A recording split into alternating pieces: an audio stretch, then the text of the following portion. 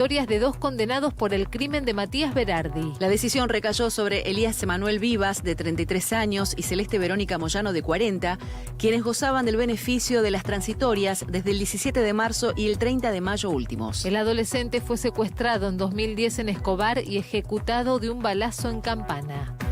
Más información en telam.com.ar. Telam. 78 años de historia avalan nuestro presente. Proyectan nuestro futuro. Telam.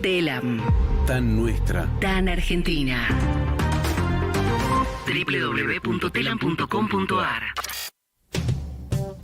Radiocaput.com. Estás conectado. Estás en Caput.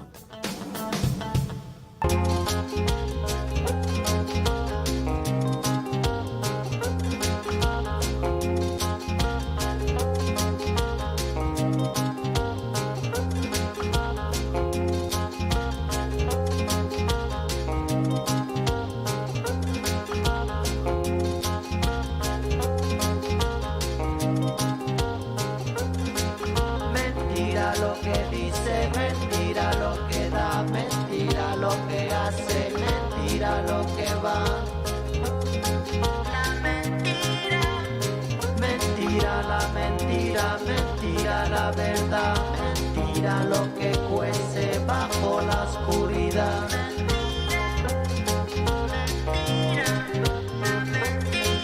Mentira el amor, mentira el sabor, mentira la que manda, mentira comanda.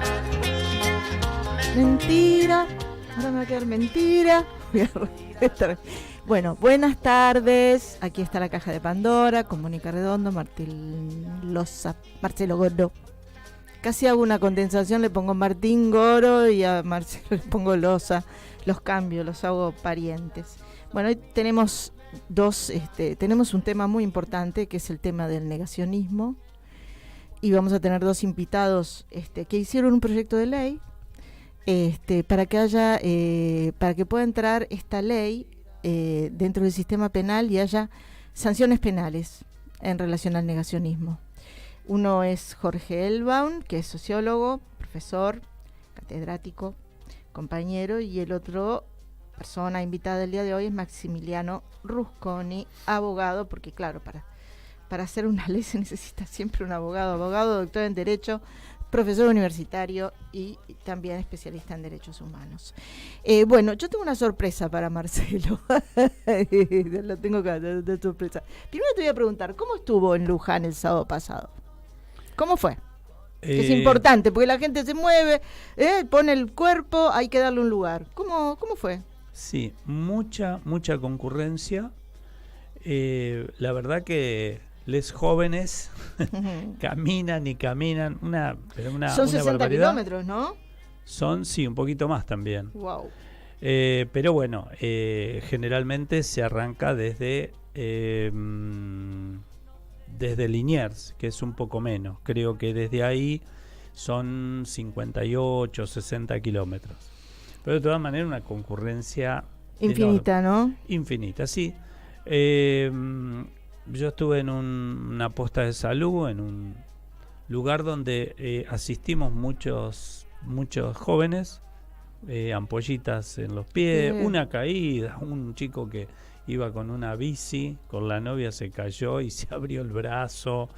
Pero no, que iba en peregrinación en bici, sí, pero era caminando, hermano. No, está bien, bueno, pero pero bien. Cada uno utiliza el elemento. ¿Tuvieron que suturar ahí? No, vino el sistema sanitario, el sistema de salud de la provincia, que es región sanitaria séptima, y bueno, se lo llevaron a un lugar de asistencia. Nosotros le hicimos las primeras curaciones. ¿Estuvieron con el padre Toto? Sí, estuvimos con el padre Toto. ¿Con Toto, con Paco, con no, Pepe? Con Toto. Ese era esa posta un poco... estaba el cuidado de la iglesia Cacupé, que es la de donde está el padre Toto, pero bueno, con sus coordinadores y coordinadoras, ¿no? Así que estuvimos varios compañeros que solemos estar en las postas de salud. como Palmira, como Fidel, yo también, y bueno, y otras compañeras. Bueno, yo tengo una sorpresa para ti. Bueno. Me acercaron una carta de Roxana Nasra, que estuvo en Luján. Ajá. Y entonces escribió. Así Bien. que la voy a leer porque es cortitísima y es muy linda. Luján 2023, la Virgen, la Argentina y el fútbol. La convocatoria la había visto en las parroquias del barrio y me había llamado la atención. La interpreté como una invitación política que llamaba a peregrinar por la Argentina, por la unidad de los argentinos. Me invadió un enorme deseo de marchar con el pueblo convocado a través de la fe a la Virgen a Luján. A los pocos días mi hija menor me dijo que tenía ganas de ir. Me alegró la idea de compartir ese momento con ella. El sábado 30 partimos a las 8 en punto, desde San Cayetano, con la ilusión de poder llegar por la noche a la Basílica de Luján, donde nos esperaría mi marido. Preparadas con lo indispensable, comenzamos la caminata. Alrededor nuestro, miles y miles de jóvenes ya habían comenzado la marcha. En ese momento éramos pocos los mayores de 60. Lo primero que nos llamó la atención fue la cantidad de pasacalles que colgaban alrededor de la basílica en Liniers. Si bien el lema de la convocatoria oficial de la Iglesia para este año era «Madre, estamos en tus manos, danos fuerzas para unirnos», las calles estaban cubiertas de mensajes políticos directos. Algunos referían a las recientes declaraciones de Milei contra el Papa Francisco y Maradona, señalando que el candidato los odiaba, pero que el pueblo los amaba. Otros decían, organicemos la esperanza con justicia social, no a la venta de órganos y niños, cuidemos la vida. Madrecita de Luján, ayúdanos a construir una patria más justa y solidaria. Todos estos mensajes cubrieron todo el trayecto de la peregrinación hasta la basílica. La invocación política fue una constante en los afiches y carteles. Luego, la mirada estuvo puesta sobre lo que llevaba puesto la gente que caminaba delante nuestro. Era inevitable mirar hacia adelante. Estábamos atentas a todo lo que nos circundaba, para que no se nos escapara nada, ningún detalle de esa hermosa manifestación popular. Los peregrinos con camisetas de fútbol fueron mayoría, sobre todo las de Argentina, Boca Juniors e Independiente. Impregnado todo el camino, banderas de la Virgen y de la Argentina colgaban de las mochilas. Mi hija me decía, los de Boca vienen a pedir por la 7ª Copa de Libertadores, los de Independiente para no descender a la B, y los de Argentina agradecer la Copa del Mundo. Y así nos entretuvimos mientras caminábamos. Algunos llevaban abrazada la réplica de la Copa del Mundo. Las canciones de cumbia también estuvieron muy presentes, los carritos con la Virgen y grandes parlantes. Algunos llevados por adictos recuperados en las parroquias recorrían el trayecto alentando a la gente. Las canciones de Gilda, de Rodrigo y de Huguito Flores, recientemente fallecido, entre otros, cubrieron la ruta llenando de alegría a los caminantes. Radios abiertas, en muchas postas, entrevistando a las personas de por qué peregrinaban, qué agradecían y qué le iban a pedir a la Virgen. La mayoría iba a agradecer y a pedir por diferentes motivos. Las respuestas mayoritarias fueron por Argentina, la salud y el trabajo. En otros tramos sonaban canciones religiosas y dedicadas a la Virgen y algunos rezaban el rosario. Notamos que eran pocos los que lo hacían. Sin embargo, la fe en la Virgen estaba presente por sobre todas las cosas. No había distinción entre los peregrinos en ese sentido. Miles tenían tatuajes de la Virgen y del club de fútbol. Una conjunción de la pasión de los argentinos. Casi al final, llegando a Luján, con mi hija, rompimos en llanto. En una posta paramos a dejar escrita una petición a la Virgen. Pedí por nuestra patria, para que no nos gobiernen los negacionistas ni los que odian al pueblo, por una Argentina unida. Nos emocionamos, lloramos y nos abrazamos fuerte. Llegamos a Luján con la emoción de haber cumplido la meta. La foto con la Virgen, la bandera argentina y las camisetas de fútbol como síntesis de una jornada popular extraordinaria. No somos católicas practicantes, pero tenemos fe y esperanza. Queríamos compartir con nuestro pueblo ese momento maravilloso de comunión que se da en esta peregrinación como en tantas otras manifestaciones populares. Pudimos comprobar la maravillosa esperanza de los argentinos, la pasión de los que siguen peleando desde el lugar que les toca a cada uno. Y en este escenario tan incierto en el que nos encontramos, la peregrinación a Luján nos dejó la alegría de saber que miles y miles de argentinos con fe nos pudimos unir en las mismas pasiones. No está todo perdido, ni somos un país de mierda, como algunos nos quieren hacer creer. Somos un pueblo único. A los que no tienen fe, les sugiero que prueben con compartir en algún momento esta experiencia, aunque sea en un tramo corto de los 60 kilómetros. Te lo quería leer. Maravilloso. Porque todos ustedes estuvieron, ella estuvo, mandó esta carta, y bueno, es una carta de un oyente, y me parecía lindo saber cómo lo sintió o lo vivió uno de los ampollados, diría yo, de los que se ampollaron, de los que caminaron hasta Luján. Bueno, dime en relación a Luján, los 3 que fuimos, que generalmente estamos en las postas de acá de Cava, hicimos una promesa, que si ganábamos... Pero si lo decís no se cumple. No. Ah, sí, sí, una promesa entre nosotros, porque inclusive la pusimos en un grupo. Si ganamos en primera vuelta, vamos a venir desde Luján caminando hasta La Posta. Va a ser al revés, en vez de ir caminando a Luján desde La Posta, donde estamos, Luján. Es al revés. O sea, de Luján a La Posta. Claro, vamos a ir a la noche a Luján, nos quedaremos allá y saldremos a la mañana. Caminando. Claro. No de rodillas, no. No. Hasta La Posta. Ajá. Que en este caso estuvo a mitad de camino, ¿no? Porque estuvo en un lugar que se llama Francisco Álvarez, que está más o menos a mitad de camino a Luján. No, yo decía esto porque, viste, cuando traje esto de la carta y quise que hablaras de esto, porque es que cuando nuestro pueblo sale a la calle y se une y camina y están juntos, es como que brota nuevamente la esperanza, la energía, y eso es lo que hay que mantener todo el tiempo, independientemente de lo que se vea en la televisión. Hay que salir del embrujo de la televisión y tomar la calle. Sí. Bueno. Re buena onda los pibes que iban caminando, se iban divirtiendo, cantando. Claro, la alegría, la verdad que... y sí, la felicidad, ¿por qué no? Claro, exactamente. Sí, un poco de alegría. Bueno, a ver, no vamos a hablar del debate, no, porque nos aburrimos, nos levantamos, no tenemos que ir si hablamos del debate, pero como nuestros invitados ya están presentes en el Zoom, quiero que escuchen, pues tiene muy acotado el tiempo. Quiero que escuchen Jorge Elwan, Maximiliano Rusconi, este audio chiquitito, y después comenzamos junto acá con Marcelo con el tema del proyecto de ley de soberanos en relación a la incorporación del tipo penal de negacionismo de los crímenes de lesa humanidad en el Código Penal, valga la redundancia. Adelante, Martín. Desaparecido, en tanto esté como tal, es una incógnita el desaparecido. Si el hombre apareciera, bueno, tendrá un tratamiento X. Y si la desaparición se convirtiera en certeza de su fallecimiento, tiene un tratamiento Z. Pero mientras sea desaparecido, no puede tener ningún tratamiento especial. Es una incógnita, es un desaparecido. No tiene entidad, no está. Ni muerto ni vivo, está desaparecido. Bueno,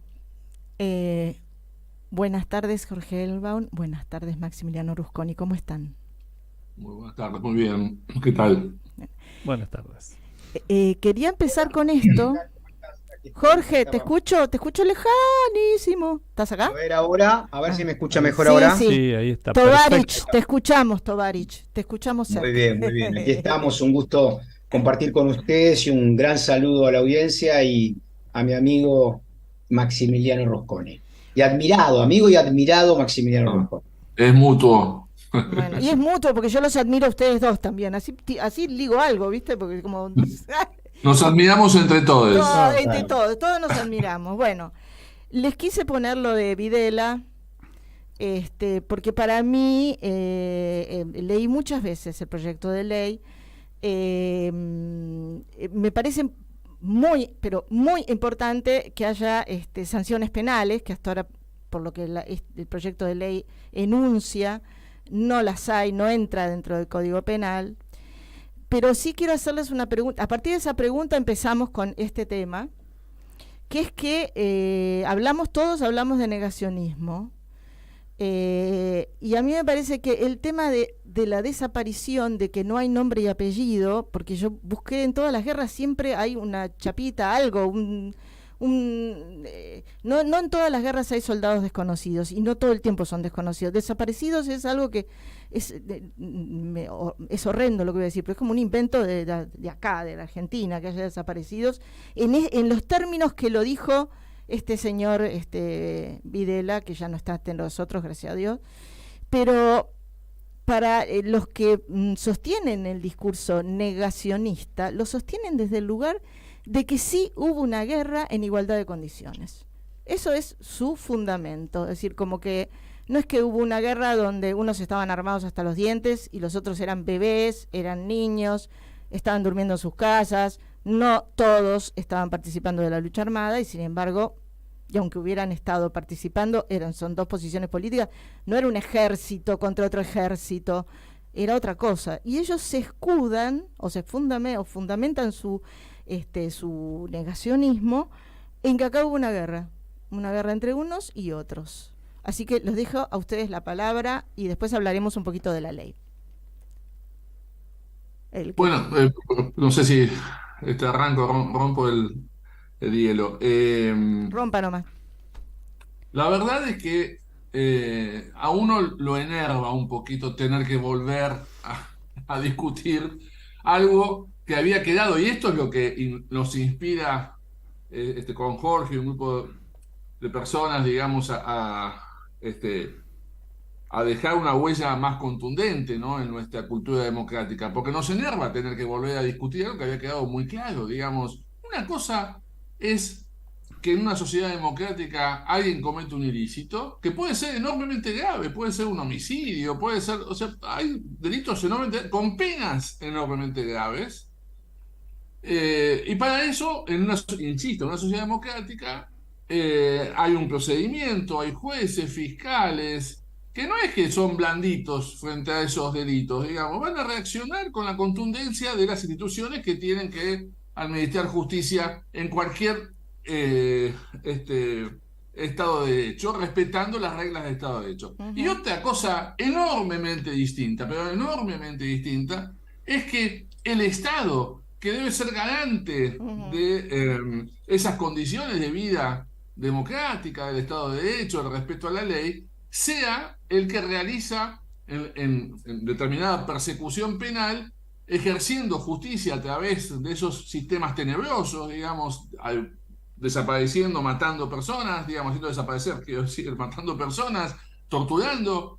Bueno, son de una diferencia de gravedad enormemente contundente, digamos, con lo cual no volvamos sobre esto. Esto es una discusión superada en cualquier parte del mundo ya, digamos. Está claro que esto, es más, en Alemania, las reglas de imputación del derecho penal incluso son distintas frente a un individuo que realiza un delito, ¿sí?, y es autor de ese delito, y la imputación de delitos a los que eran jerarcas nazis, por ejemplo. Hay un libro de uno de los autores más importantes del derecho penal mundial, de Klaus Roxin, que establece, por ejemplo, la autoría cuando uno domina subjetivamente un aparato de poder, como que, por ejemplo, le pasaba a Hitler. Es decir, hasta las reglas de imputación son distintas. Imaginemos desde ahí. Entonces, esa discusión no puede sostenerse. Eso debiera ser. Hoy cancelamos un concepto muy polémico, pero los jóvenes cancelan a alguien por cosas infinitamente menores. Digamos, hay músicos que porque una canción es machista, se lo cancela. Digamos, tengo un hijo de 21 años que tiene un listadito de cancelaciones bastante importante. Y perdón, que yo tengo una hija de 22, pero nunca me contó. ¿Qué es cancelar? No, claro, por ejemplo, hay músicos que porque se los identifica con algunas letras, por ejemplo, machistas, no se los pasa. O sea, es como si no existiera ese artista, digamos. No quiero discutir ese concepto que eventualmente a mí me parece que podríamos discutir, puede ser polémico, pero lo que quiero decir es, por cosas infinitamente menos graves, hay esta medida que es contundente, ¿no? Es decir, a ese músico no se lo escucha, por ejemplo, digamos. Esto pasa mucho entre los jóvenes hoy en día. Ahora, sin embargo, aceptamos que candidatos a presidentes puedan decir este desastre que estamos escuchando, ¿no? Bueno, hoy esto no lo decía un candidato a presidente, este audio que pasaste es una de las instancias más tenebrosas de nuestra vida. Sí, no, vida pública. ese ya es un audio muy antiguo, lo que pasa que me pareció muy fuerte las vueltas que daba para no definir y para no, es decir, para decir que habían desaparecido gente, que le habían sacado el nombre y el apellido, que estaban desaparecidas. Eso quiero decir, por eso lo pasé, porque eso fue lo que padecimos todos, ¿no? Absolutamente. Bueno, en el año 91, con David, con Baigún y con Alberto Binder trabajamos, y con, si no me acuerdo, creo que también Raúl Zaffaroni, trabajamos un anteproyecto del Código Penal en Guatemala y se incorporó el tipo penal que era novedoso hasta ese momento, de desaparición forzada de personas, ¿no? Con una pena enormemente grave, ¿no? Así que, como para, digamos, la legislación tiene que estar detrás de estos desastres éticos, ¿no? Hasta ese momento a nadie se le hubiera ocurrido legislar este eufemismo, ¿no? Pero bueno, cierto que es un eufemismo. así que bueno, Pues aparte hubo un primera juicio. reacción a esto, ¿no? Hubo un juicio, 1980, hubo un juicio, nunca más. Sí, sí. ¿No? Digo, existió un juicio. No, absolutamente, digamos, y un juicio en muchos vértices ejemplar, pero que puso penas que hoy podríamos discutir, ¿no? O sea, penas, te diría que bastante benévolas, ¿no? Es decir, pero sin embargo, bueno, en ese digamos, uno puede justificarlo. Bueno, esto se ve bastante bien relatado en la película Argentina 1985. Sí, 1985, ¿no? Es sí. Las penas hubo gente, digamos, toda la comunidad nos quedamos como con sabor a poco, ¿no? Eran delitos enormemente graves y las penas fueron muy medidas, ¿no? Pero bueno, sin embargo, se constituyó en un símbolo de nuestra reconstrucción democrática. Te adelanto un concepto, después volvemos seguramente, pero en este proyecto que hemos trabajado con Jorge, con un grupo de jóvenes, la verdad que la pena, esto puedo explicarlo, digamos, porque hay algunas cosas polémicas, o que pueden ser polémicas para algunos. A propósito, se puso una pena que no es una locura, es una pena bastante medida, ¿no? Porque aquí consideramos que lo más importante no es la gravedad de la pena, sino el hecho de establecer un límite ético comunitario. Muchachos, en la Argentina hay cosas que no se discuten más, y esto construye nuestra conciencia comunitaria, nuestra identidad como nación, nuestra identidad grupal. Si no tenemos esto, si esta no es nuestra base, y bueno, pensemos por qué estamos viviendo en sociedad. O sea, si no podemos establecer un mínimo ético esencial, y bueno, nos falta, como dicen los abogados comercialistas, affectio societatis, digamos, algo por qué juntarnos, ¿no? Y nos falta un montón de memoria, te digo, se nos quedaron las neuronas de la memoria por el camino. Jorge, una preguntita para ti, ¿andás por ahí, Jorge? Sí, por supuesto, aquí estamos porque escuchando de acá atentamente no te vemos.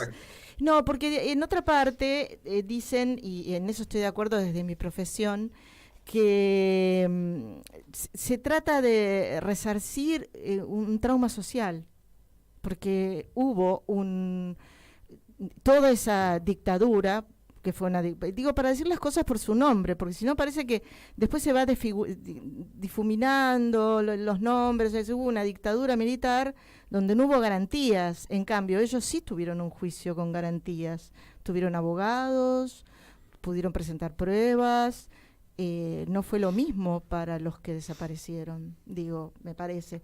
Y creo que esto que ustedes armaron, que me parece excelente, tiene que ver con esto también, ¿no? Con poder restituir heridas y además incluir en esto la responsabilidad social, porque hablan de medios de comunicación y hablan de funcionarios públicos que sigan, que insistan con la banalización, digo yo, del mal. Te pregunto. Sí. Yo primero quiero hacer un comentario respecto a la pregunta que le hiciste a Maximiliano. Esto fue una iniciativa de Soberanos que le encargó a Maxi y a su estudio. La realidad, lideró un grupo de abogados, de jóvenes abogados que trabajan con él, algunos otros, y todo el aspecto jurídico obviamente tuvo su liderazgo y tuvo este resultado que yo leí efectivamente varias veces y me generó mucha mucho respeto y admiración, sobre todo, no solo por el contexto en el cual fue trabajado con mucha rapidez, la verdad, porque esto fue hace 2 semanas, no es que fue, o 3 semanas como mucho, no es que se tuvo el tiempo que a veces se necesita para trabajar mucho, pero obviamente ya contaban los colaboradores y el propio Maxi con antecedentes y con herramientas para poder formularlo. En mi caso, como integrante de esa organización, básicamente aporté aspectos más de fundamentación que hacen a un marco, si se quiere, político. Eso con respecto, o de filosofía política, si se quiere. Un segundo elemento que creo que es relevante, digamos, la figura de la desaparición forzada fue una figura ya utilizada en la historia básicamente por los nazis, en términos de venir del concepto de NN, ¿no? De noche y niebla, de alguien que no tenía, no se sabía dónde estaban y sus cadáveres, etcétera, etcétera, y justamente fue la utilización que tuvieron las fuerzas hitleristas para no dejar evidencia de sus crímenes atroces. Cuando Videla dice no existen en realidad, está remitiéndose a un hecho clave de la historia del derecho penal, y que tiene que ver la existencia del cuerpo, ¿no? La existencia material de los restos, para partir de ahí, en todo caso, tener una prueba del asesinato, etc. Claro, ¿no? Exactamente. Y recién ahí, contestándote, yo creo que, digo, nosotros, lo que ha tenido original la Argentina y este proyecto de ley trabajado por Rusconi pone también en evidencia y le da continuidad, es el valor que han tenido algunos actores sociales y muchos de ellos abogados para enfrentar el flagelo de la máxima tragedia de la historia de nuestro país, ¿no? Y en ese sentido creo que acá hay un doble, este material que se presentará sin duda en el Congreso, más allá de la suerte que tenga en términos de su debate, aprobación, en comisiones, discusión o no, es un antecedente de una orientación que muchos argentinos pretenden. Por eso queda en evidencia, porque recién miraba cuántas firmas tenía sí, íbamos a hablar de las firmas. Contanos después un poquito de las firmas, pues todavía no llegamos, pero bueno. No, sí. Perdón, no, bueno, yo en realidad no quería hablar tanto de las firmas, sino que el trabajo, el proyecto, llega en un momento de vacancia que cuando se presenta para la firma ya hay casi 25.000 personas que han firmado. Entonces, eso pone en evidencia de que había una necesidad. Y bueno, lo que se ha hecho y lo que ha hecho Rusconi es ponerle letra a esa necesidad como punto de partida probablemente de un debate que como sociedad nos debemos y necesitamos. Sí, igual me dijiste cuántas firmas había. Yo iba, porque voy a hacer la propaganda, voy a difundir, no la propaganda, iba a difundir y voy a difundir que anda circulando por todas las redes, y que lo hagamos circular y que los repliquemos, un pedido de firma para la incorporación del tipo penal de negacionismo al Código Penal. Bueno, suma tu firma a la convocatoria para adherir a una ley punitiva contra el negacionismo. Sí, digamos, quería hacer dos comentarios muy chiquitos. En primer lugar, de lo que se trata es que este mínimo ético comunitario, digamos, la idea es que no puede depender de la sensibilidad individual, de que haya personas más sensibles, más empáticas con el dolor. Una sociedad no se trata de eso, se trata de reglas de convivencia básicas, y después sí, uno puede ser más o menos bueno, digamos, pero hay un mínimo que tenemos que asegurar. Y esto lo digo porque particularmente son épocas de estigmatización, épocas muy tristes en lo que está pasando en el terreno de nuestra política nacional, en algunos sectores. que hace décadas no se animaban ni al 10% de lo que hoy se animan, por lo menos en cuanto a las formulaciones, ¿no? Es decir, está circulando un poco esta idea de que, lo que pasa es que a los jóvenes que no vivieron la dictadura, es imposible transmitirles eso y por eso son insensibles a estas cosas. Primero que digo, eso no es cierto, digamos, ¿no? O sea, uno vive, seguramente nosotros vivimos rodeados de jóvenes hermosos y hermosas que tienen una sensibilidad enorme, comprenden perfectamente lo que ha pasado en la Argentina pero además, quiero decir, que justamente digamos, no crean que banalizo la discusión, al contrario, tengo un ejemplo que es deportivo, que hemos visto todos hace poquito, de un joven, justamente, un joven debe tener 20 años, 22 años, que es Zverev, es el tenista alemán,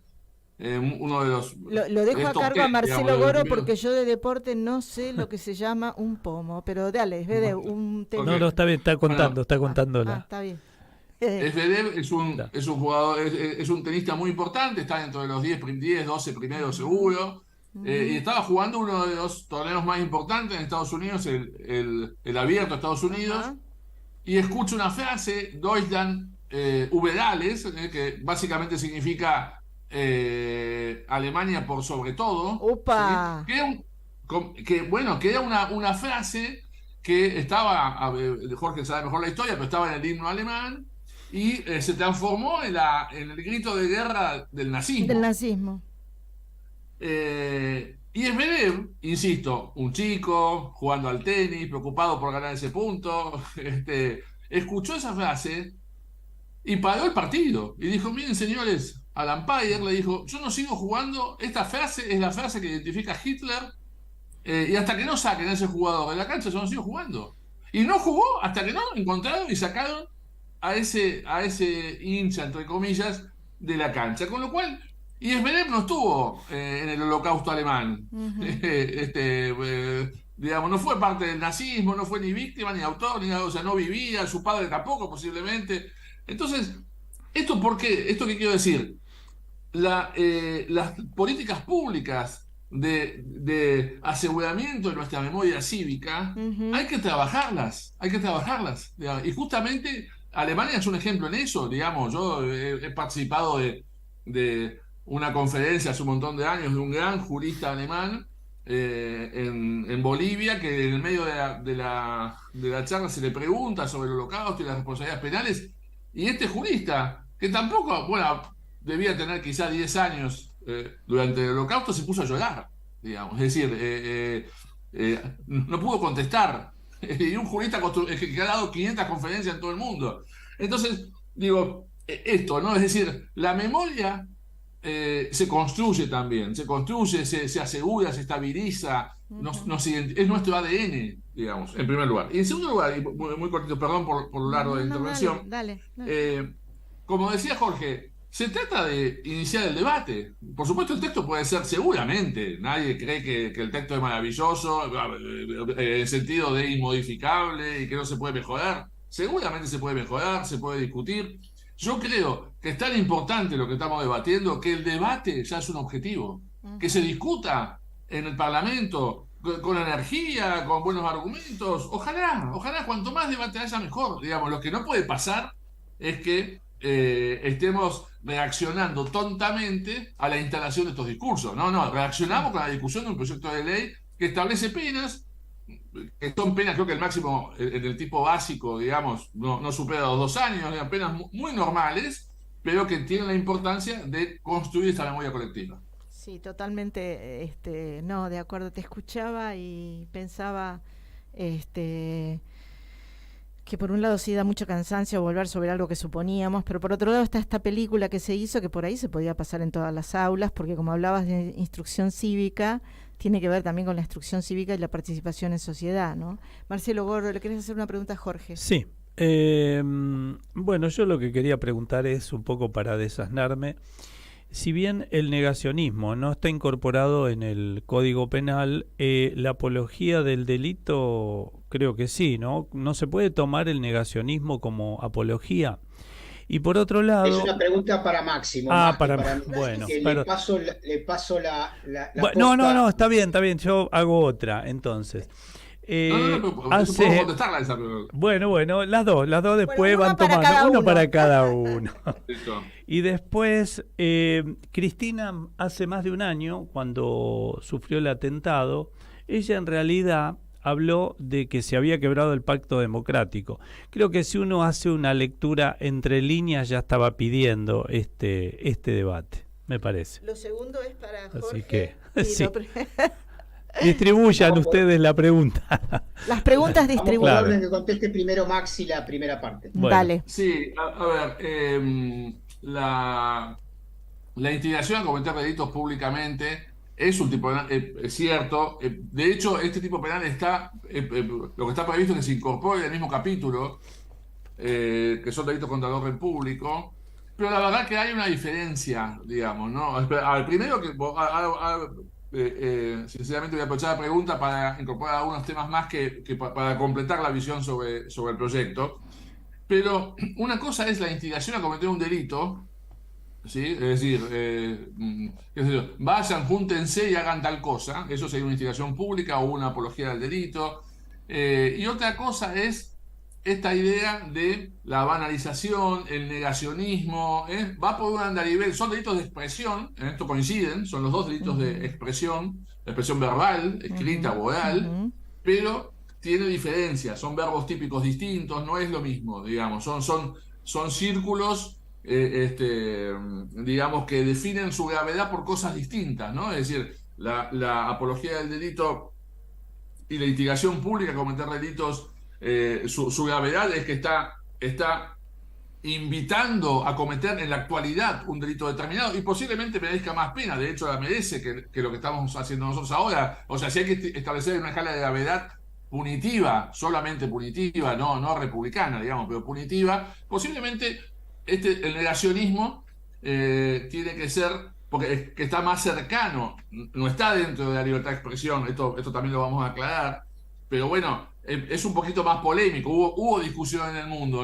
esto no vamos a desconocerlo, pero son ámbitos de criminalización distintos, digamos, ¿no? Y las razones son un poco distintas, en primer lugar. Pero además, se incorporan otras cosas, ¿no? Es decir, por ejemplo, a ver, para recordar, acá lo que se reprime es el que públicamente en una reunión de personas negare la existencia y o la naturaleza contraria a la humanidad de los actos genocidas y los crímenes de lesa humanidad cometidos durante el terrorismo de Estado, ¿no? Y en la misma pena incurre el que en esa reunión trivialice, reivindique o legitime esos actos genocidas. Eso es el núcleo de lo que se sanciona. Ahora, también se incorpora, y esto es novedoso para el mundo, ¿sí? Digamos, creemos que es importante introducirlo, aunque reconocemos que es novedoso, que es también castigar la reproducción mediática. Y hoy medios no es solamente multimedios conocidos, digamos. Hoy, las redes. Exactamente, redes que hacen muchísimo daño también. Entonces, porque el daño acá se hace no solo con la formulación de la frase originaria negacionista, sino con la reproducción mediática. Por supuesto que a veces son personas jurídicas y se sanciona, acá la sanción es económica, es una multa que se establece vinculada a los sueldos de un magistrado de la Corte, con lo cual es una multa dolorosa, digamos, porque a los magistrados de la Corte vieron que tienen una capacidad de ahorro importante, les va bastante bien, ¿no? A los miembros de la Corte. No sé, no me enteré. Les va bien, sí. Les va muy bien, pues, sí.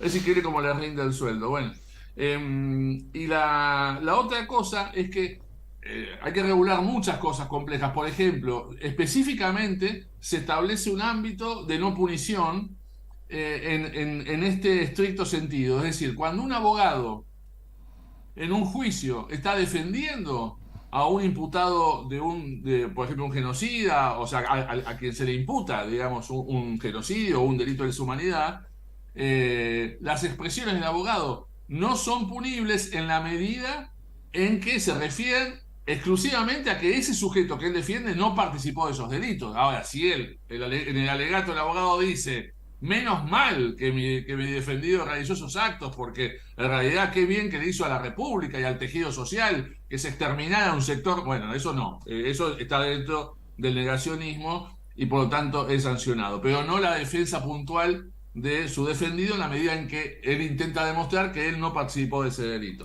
Ahora sí, Marcelo, hacerle la pregunta a Jorge. ya estaba hecha. No, decía que Cristina ya hace más de un año había hablado del quiebre del pacto democrático y de alguna forma o de otra, como dice ella, la interpretación de textos me parece que ya estaba puesta sobre la mesa. No sé si hay una coincidencia o se puede ampliar.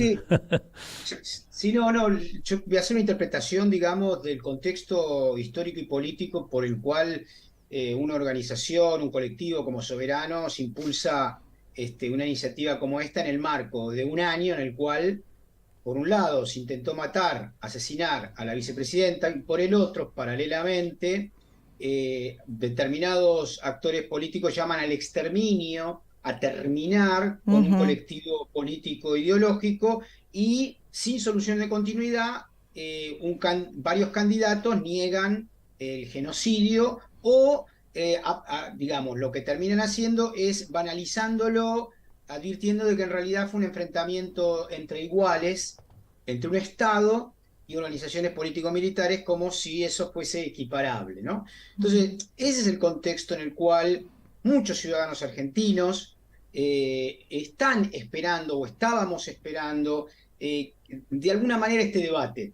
Y como bien dice Rusconi, el punto, quizá lo más importante de esta iniciativa sea tematizar, poner en agenda una discusión que nos debemos como sociedad, en la medida de que hay otros ejemplos en la historia que el proyecto de ley cita, donde se ha abordado con mucha dignidad y honestidad intelectual, con dolor, por supuesto, las causas y las heridas sucedidas en situaciones de genocidio o de crímenes de lesa humanidad. Entonces, digo, no es casual, hay una relación, por supuesto, y la relación está dada en que hay un sector, yo creo que mínimo de la sociedad, que puede confundir a otros, que en realidad reivindica la violencia como forma de construcción política, y la reivindicación de la violencia no se da solamente en el hecho de invitar a otros a ser violentos,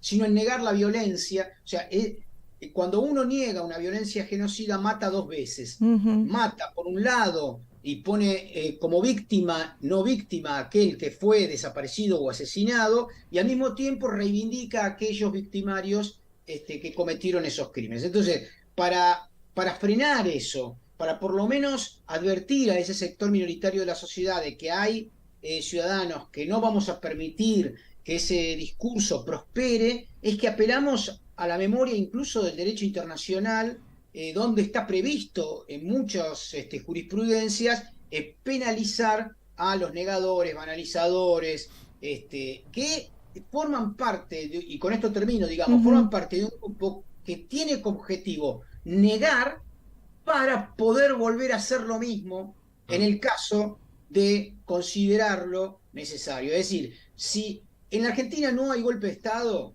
es porque hay genocidas presos.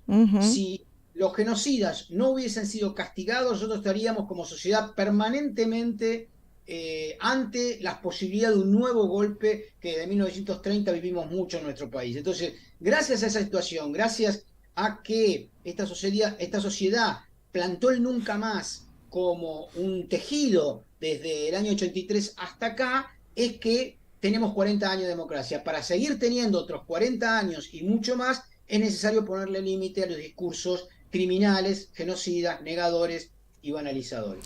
Bueno, les agradezco. Lo que acaba de decir Jorge totalmente, me parece muy importante. Les agradezco a los dos compañeros de Soberanos su presencia virtual, lo que es la virtualidad.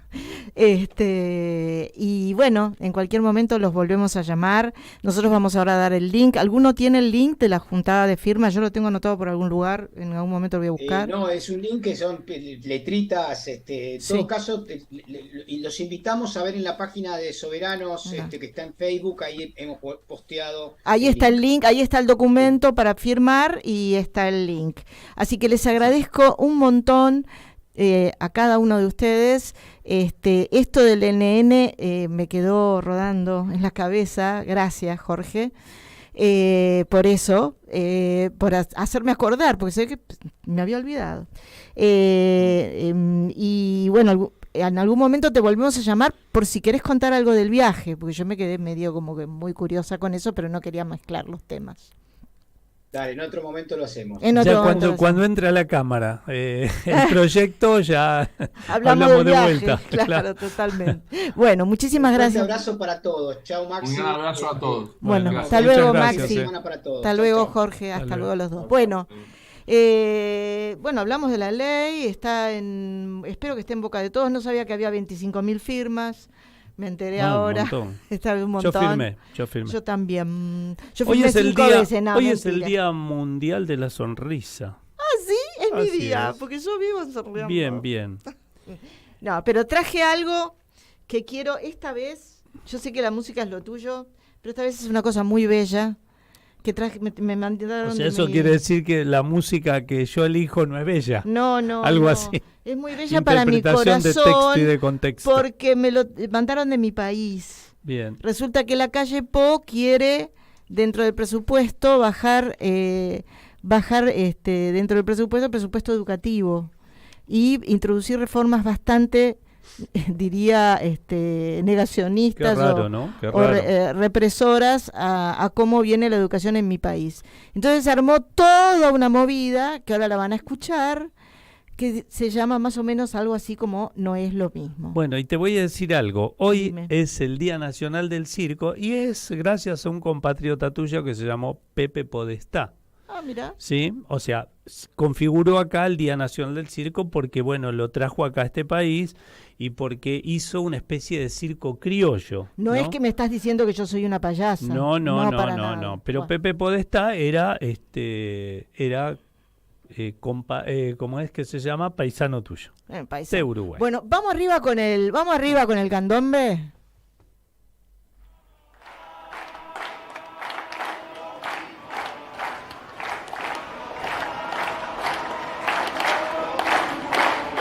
Porque no nos da lo mismo, porque no nos da lo mismo, porque no nos da lo mismo, porque no nos da lo mismo. En esta, un puño arriba la protesta, ellos ponen la mano para probar una propuesta que no alcanza.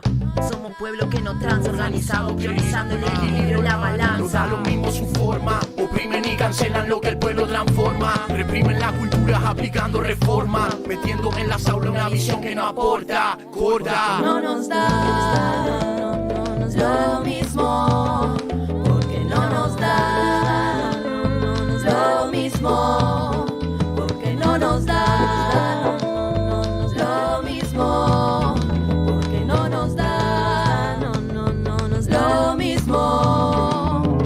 Quieren un pueblo ignorante, hoy venimos consecuentes. Mientras que falta en la escuela un segundo plato caliente. Mi gente que se levante, ocupemos el presente. Si te preocupa el futuro, la formación es urgente. Confianza, fuerza y fe. Defiendo la cultura, el presupuesto, el plantel. De estudiantes y docentes, funcionarios también. Contra el recorte que le imponen al derecho a aprender. No nos da lo mismo. No nos da lo mismo. No nos da lo mismo. No nos da lo mismo, no nos da lo mismo, no nos da lo mismo, porque no nos da. Bueno, esta cosa tan bella, este candombe, se hizo con los chicos de comunicación social de la universidad de mi país y es toda una movida. La movida se llama No nos da lo mismo. No nos van a vencer porque no nos da lo mismo todo. Ya que hablábamos de banalización, ¿no? No les da lo mismo. Decir que acá nosotros somos radio, pero si no hay todo después míralo bien, hay todo un audio de los estudiantes con los funcionarios, con los docentes, con los administrativos, todo el mundo caminando por 18 de julio. No sé, me agarró el corazón, ponele. Bueno, no nos da lo mismo. No nos da lo mismo. Bueno, se nos fue el programa otra vez. Impresionante, sí. Bueno, ¿y vos cómo estás? Bien. No nos da lo mismo. ¿En qué sentido? Seguimos militando. Sí, todo estoy bien. No, lo de Uruguay es muy... Ver a la gente no nos da lo mismo. Responder. Ver a la gente responder a mí me da mucha esperanza. Siempre respuestas... digamos, acá lo particular o lo especial es que, digamos, acá siempre respuesta en toda la franja etaria, tanto sean grandes, chicos, chicas, pero bueno, tenemos esa impronta juvenil que siempre hace la difercia, ¿no? Viste que en los pibes en esta música está el candombe, pero también está los que cantan rap. Sí, hay toda una incorporación de ritmo interesante, ¿no? Rap, folk, bueno, no sé, hay candombe. Un montón, candombe. Marcha, de todo. Bueno, no sé. Una música, dale, bueno, sí, elegí una. Pero espera un poquitito. Te espero. Lo que quería decirte Dime. es que la mitad más uno está contenta, está feliz. No sé a qué te referís. No, ayer se clasificó Boca para la final de la qué Copa. Es Boca. Boca Juniors. ¿Boca es esto? ¿Boca? ¿La Boca? No, Boca Juniors para la final de la Copa Libertadores de América. Venía igual sopapeado, ¿no? Porque había perdido contra River en el domingo en la Bombonera. Así que, bueno, felicitaciones. Pero están adentro ahora. Sí, ahora juega la final.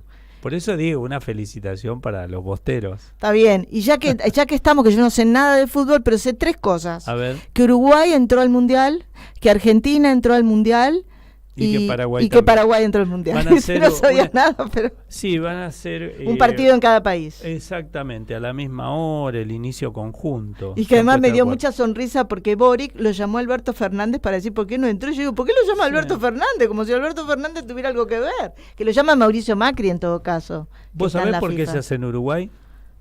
No. Porque se cumplen 100 años. Sí, eso sí. Del mundial, el primer mundial que se hizo en Uruguay. Sí, que ya no hay ninguno de esos jugadores vivos. Me parece. Siempre aparecen las leyendas. 100 años, debe haber algunos de 100 años. Bueno, nos vamos con la musiquita de... y ahora tenemos dos musiquitas. Vamos a poner primero una así larguita y después seguimos con un... Mirá cómo te mira, pero mirá cómo te... No, pero hay dos. Una, tenés que elegir. La que seguía, sí. La que seguía.